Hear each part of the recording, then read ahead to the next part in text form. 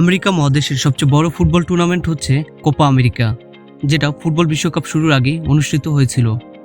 1916 সাল থেকে Copa America শুরু হয়েছে, কিন্তু আমরা অনেকেই জানি না কোন দেশ কতবার কোপা আমেরিকা জিতেছে।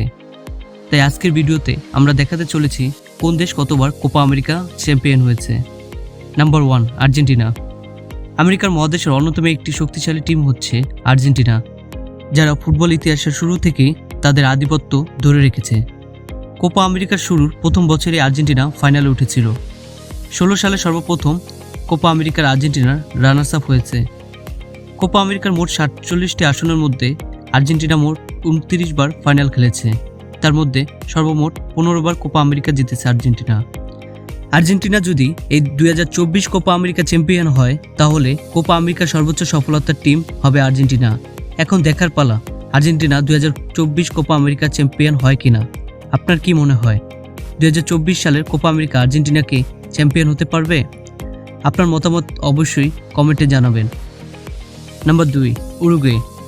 আমেরিকা মহাদেশের অন্যতম একটি শক্তিশালী ফুটবল টিম হচ্ছে উরুগুয়ে, যারা অনেক দুর্দান্ত ফুটবল খেলে থাকে। ফুটবল শুরুর প্রথম থেকেই উরুগুয়ে তাদের আধিপত্য ধরে রেখেছে। সর্বপ্রথম কোপা আমেরিকা সহ সর্বপ্রথম ফুটবল বিশ্বকাপ জিতেছে উরুগুয়ে।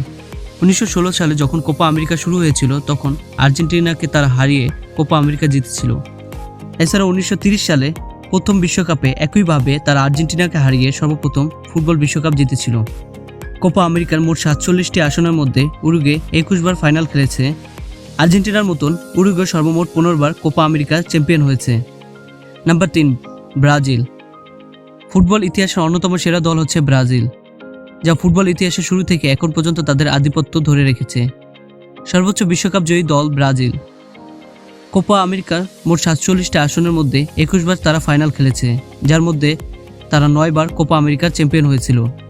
ব্রাজিল সর্বপ্রথম কোপা আমেরিকা জিতেছিল 1919 সালে, তাও আবার উরুগুয়েকে হারিয়ে।